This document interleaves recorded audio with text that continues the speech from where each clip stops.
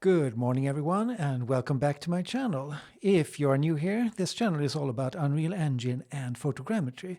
So what I do is I travel around the world, I do a lot of photo scanning, and then I bring those models into Unreal Engine and build environments from it. Eventually I will sell it on the Fab store. For this project I went to the Fanal Forest in Madeira, which truly is one of the most magical places on this planet. There I scanned around 30 trees.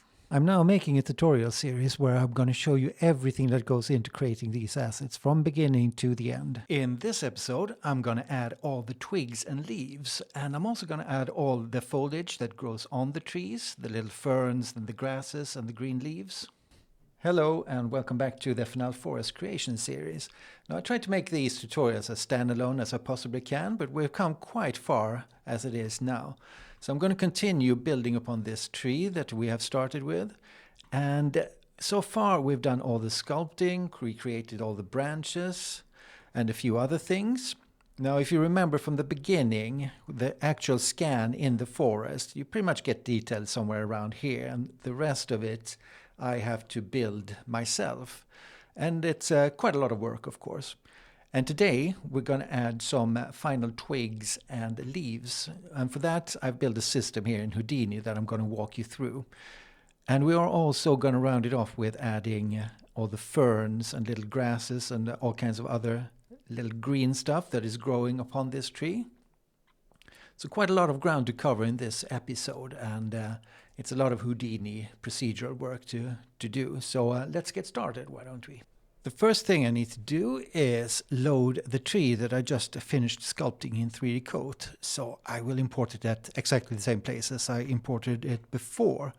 So in it comes, put some colors on, scale it to the actual scene, and there it is. And now let's go down my little hierarchy here, and I got this section here called Generate Twigs.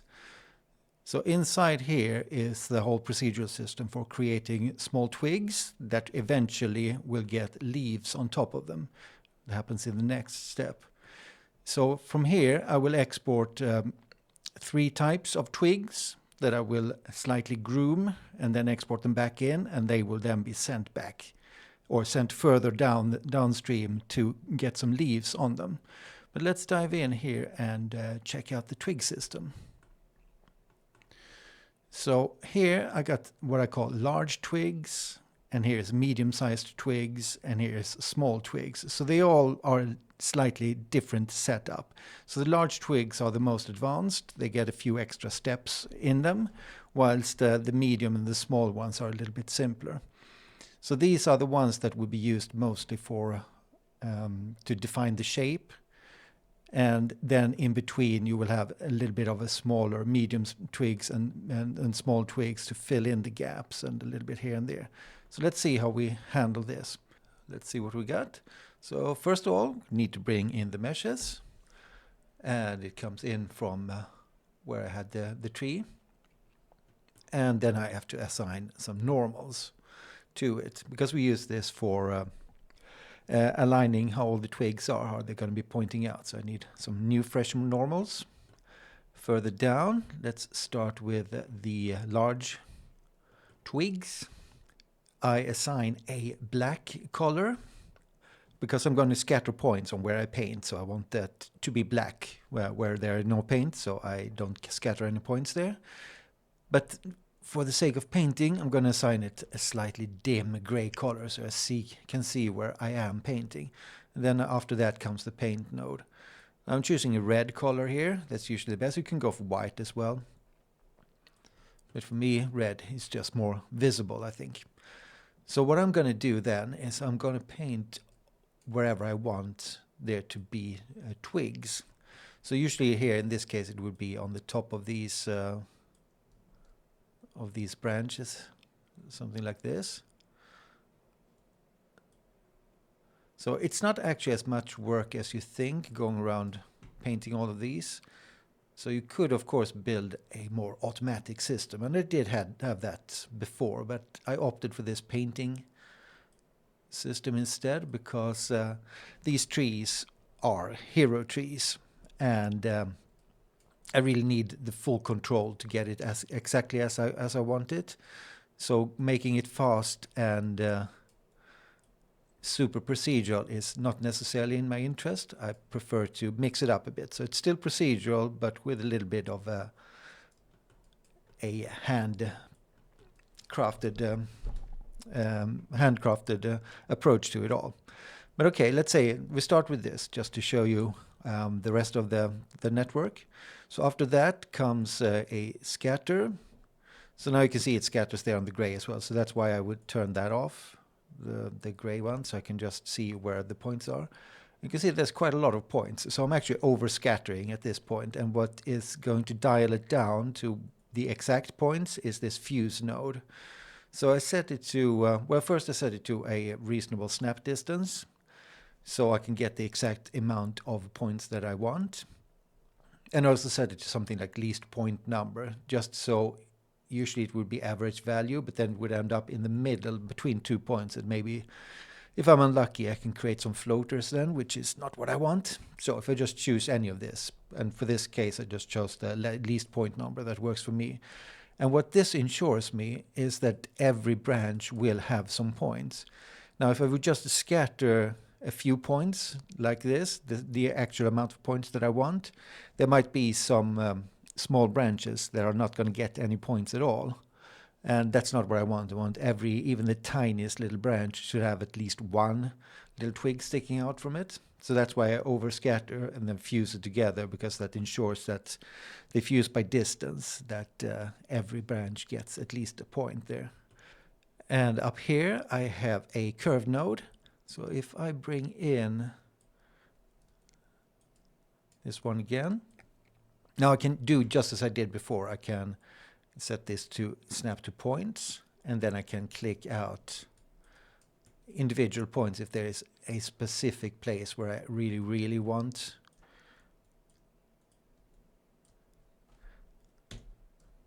a branch. So let's put it there for now, because all goes down to the end. The end is here, so if I activate there, you can now see where it comes out. So if I continue clicking, see. So this just gives me an extra level of control if I would need it. Now I find that this paint and scatter is working pretty good for everything that I need. But if there is a scenario where I just need an extra little twig, I can do that. So these gets all fused down. I get the normals, so they can point in the right direction. So I steal it from where I put in the normal before. And then I do a scatter align. And this scatter align here is just controlling a little bit of the scale and how it angles up and down these things here.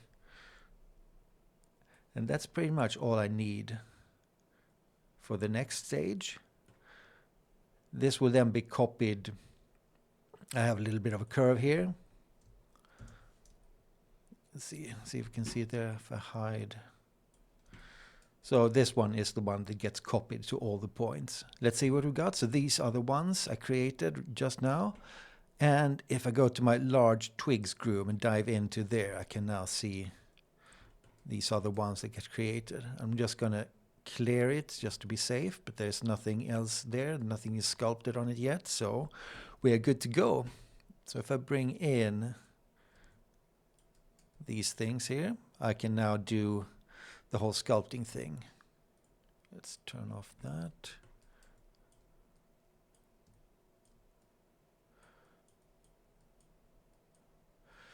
So here I of course don't have to be as meticulous as I was when I did the bigger branches, because these twigs are not going to be that visible, but you just want it to curve a little bit up, something like this. Not have the complete straightness, and also get rid of or tweak the length of it. It's going to be quite important as well. But it's no use for me doing it too much now, because I'm going to do all of these branches here and send them over, and then I'm going to go in for the proper sculpt. I've been doing some painting, and you can see I've pretty much painted just a little bit on the tips there of each branch and where I think it would fit. So these are then going to create the long branches. So let's follow this down here and see what actually happens. So you can see you get a lot of points. Turn off the gray. And out goes the large curve. Now I've even added a few. These white ones here are my custom made points that I've clicked out. So I can easily just show all objects. I can use this one to click it where I want it. And if I want more control, I would enable the point cloud. So I would just go through here maybe. Once I've painted this in, just the basics, and then go in with the points and just find where I could use a couple of extra points. So this is what it looks like, and I've got all of the little twigs in, and I'm just going to start cutting this up and brushing them into place. So for this, I used the groom node, and I got the groom tools here. So I got cut, I got brush, and I got sculpt. So these three are probably the ones I'm going to use the most. So let's start with the brush. So this I would use to just get these into place where they're supposed to be. So there's so many of these branches, and it doesn't really have to be that exact. I just want to capture the essence of the tree, so it kind of looks good. And I can see here, because I got the point cloud in, so I'm going to use that as a template to really get the shape the way I want. So let's say I'm doing the brushing here. So the brushing just turns the normal in the direction that I want, and then cut will, oh, that's a bit too much. Let's see. We'll cut the strands because they are way too long in some instances. Something like that. So just keep going like this, and then of course the sculpt tool just to bend these into place. The sculpting of the first layer of the curves, the branches are done, and it's following the profile pretty neatly. Now there's much more to do. Let me go up here and just turn off the point cloud, and we can turn on the twigs. So all of these red ones here are the curves that are then going to generate leaves on top of them. So these are what I call the large curves. So they will actually get like one additional layer of twigs, and then the leaves will come. So now I'm going to fill up a little bit here in between with the medium curves. So let's see what that looks like. So up here I got the branches medium, and they are slightly simpler. They are only one layer of twigs, so you get the leaves immediately coming up. So what that allows me to do is I'm just going to fill it up here, so it's going to look a little bit closer to what the point cloud looks like. So I've made visible the curves, the large curves, and now I can just go in here and see if I can't add a few more of these medium curves. So wherever I paint, they are going to show up, of course. Let's see if we can visualize this a bit better. So I got it now on paint medium node there. So we got to go to, let's visualize it down here. And of course I can't use the gray. It's a little bit of a dance number, this. But here we can see now what is going to show up. So just gonna ever so slightly get a few more curves in.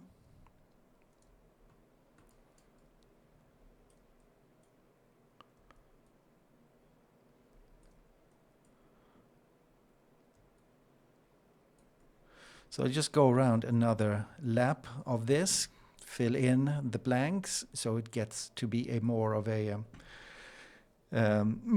coherent canopy, so it gets a bit dense. But I can already show you what it would look like when I turn this into leaves. So down here, if I turn all of these things off, I have an export node. So this will channel through everything that I've done, will end up in this node in the end. So that includes all the leaves, all the foliage, and everything that is done at the moment. So now it's chewed through all the nodes and generated all of the leaves and everything that I want. And I don't have any foliage yet. That will yet be to come, where I'm going to paint in the ferns and everything on the tree here. But as you can see, it's looking pretty decent. I think I want a little bit more denser tree coverage. And that's why I want to paint in another layer of this with a medium. And then I also have a small branches, and they are going to go in a little bit further down here where they're really needed. So yeah, it keeps going, but it's taking shape ever so slightly here.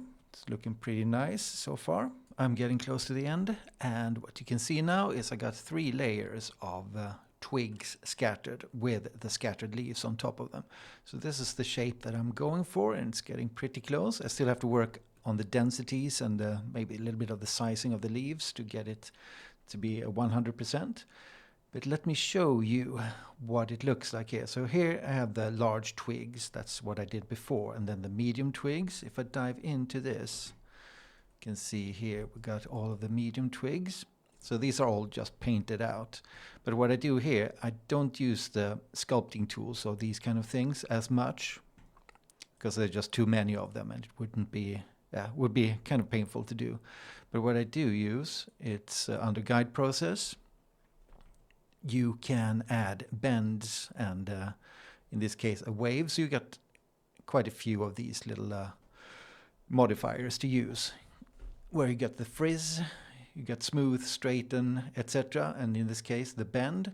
So what I wanted to set it to is that it curls up ever so slightly up towards the sky, so you don't get these straight lines going out. So you can see here that they are now just curved a little bit there. So if I would tweak that, that's the wave, that's the one that comes afterwards. Let's tweak this, so you can see it will just curl up ever so slightly like this. And the wobbliness there is from the wave modifier that comes underneath. So you can just keep stacking these up as much as you want. So if I add the wave, you can just squiggle them a little bit like that. So that's enough for these smaller twigs like this. And underneath here I got one that's even smaller. So these are for the absolute tiniest little twigs. And it's the same process here. I got just got a bend and a wave modifier on top of it. And that's all I need. And then I scatter leaves on top of that. But let's check what it looks like inside of the twigs node here. So this is where all the twig action is going. So for instance here, well, I got the paint node, and then it paints and copies these things over. And it all goes out. It creates all of the tubes for the branches and everything goes then out into the twigs for leaves. I also have a UV layout node here that automatically unwraps all of these and puts them on a UV map. There's lots to do with the UVs. So the reason I haven't done the UVs yet, it's that during the process of doing these kind of things, you will often find situations where you need to fix the model, something that you did wrong, and you just don't want to redo the whole UV map because you find something that's wrong. So this is a good time to just study the model and take notes of what you need to do as an absolute final pass. So in this case, for instance, I found out that I actually wanted this. I missed one of these little parts here sticking out, so I had to add that on top. So let me show you what that looks like in the tree mesh. So I had to go into 3D Coat and sculpt in this part here because it's kind of important for the look of the tree. Kind of gives it its character, so I really felt the need to build that in.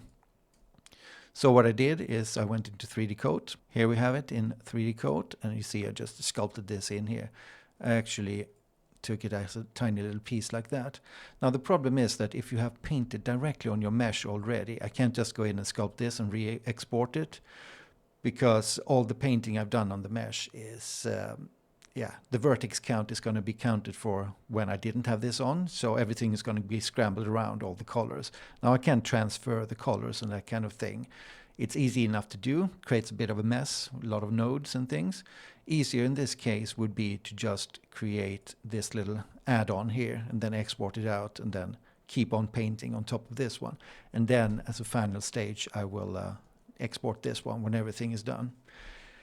So it's never nice when you have to do little edits like this, but you got to be prepared for it because it's really hard to keep it all together and see where exactly things went wrong. There's always a little something somewhere that you missed that doesn't look good. Let's talk about the leaves. So you might wonder, where did I get the leaves from? Well, I had to do them myself, of course, and I have a little area over here where I got all my foliage.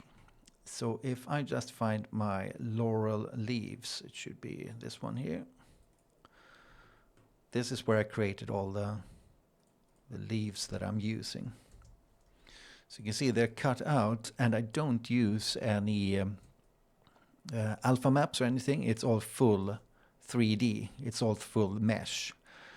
Working without alphas and just doing everything in mesh is what we have to do in the future, starting from Unreal Engine 5.7 and forward. Probably the best way will be to do everything in mesh, so we can take full advantage of the voxelization, nanite voxelization that's new.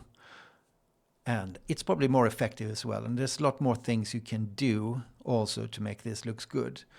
So let's see how I did this. Let me show you a few others of these. So actually this here, it's my twigs. So I get different sizes of this. So I got quite a few of these leaves that I'm just scattering out. So I'm cutting them out and I'm scattering them out. And I got even over here, I got more. So I got plenty of them, but they all come from pretty much the same map. So let's see how I do this in Houdini. There are many ways to do this, and this might not be the way to do it in the future. So I got a map that looks like this. This is the alpha map that I used to cut out these things with. And it's a trace node. So that's an old classic Houdini node that will let you trace all of these things. It traces a black and white image, or any image for that matter, but you would probably want to use an alpha for this. So what I do there is then I would assign the texture that it's based on. And now I got all of these in separate little meshes. And then I have to go through a couple of operations. I will remesh it, so I get polygons in there, and then I put it out, and then I will cut it up. So I get to this here. And here I would just apply a lot of modifiers. You see, I got some bends and things like that. Now, doing this in Houdini is maybe not always the best way. It's not really the best way to do these kind of modeling tasks. It works, and I thought I'd try it out. Just bend and squeeze it around a bit so it gets a little bit of a 3D effect. However, you might want to do in the future, just take this into a sculpting program and just make it properly. Or maybe we try to figure out how we can scan leaves and that kind of thing. Because I think in the future I would like to go further with this as well, whereas here you can easily see that where I got the twigs, this could be proper 3D. And especially if I build bigger twigs. Let me see if I got some bigger twigs over here.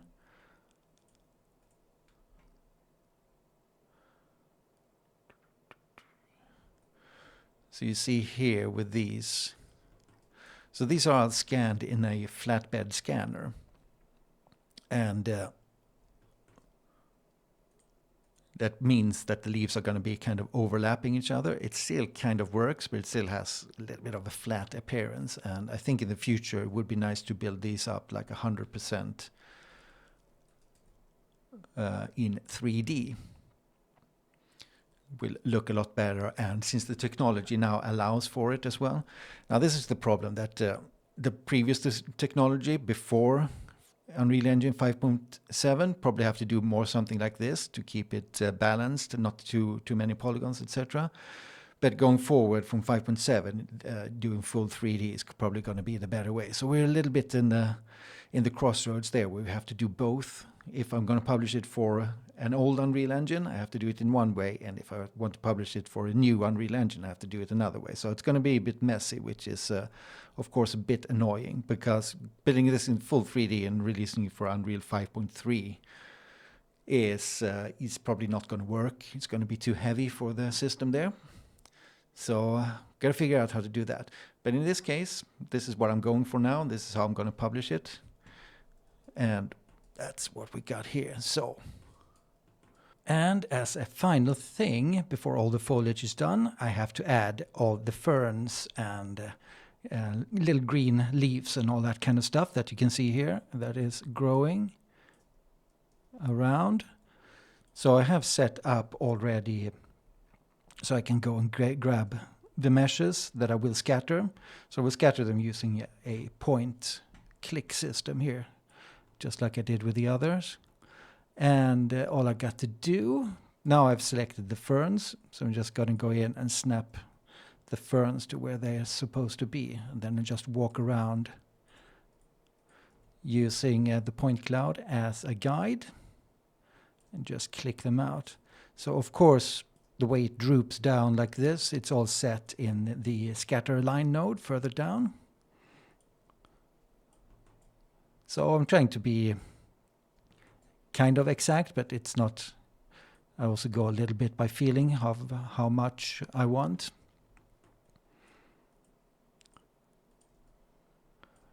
But this is what I'll do with the ferns. And I have, what do I have more?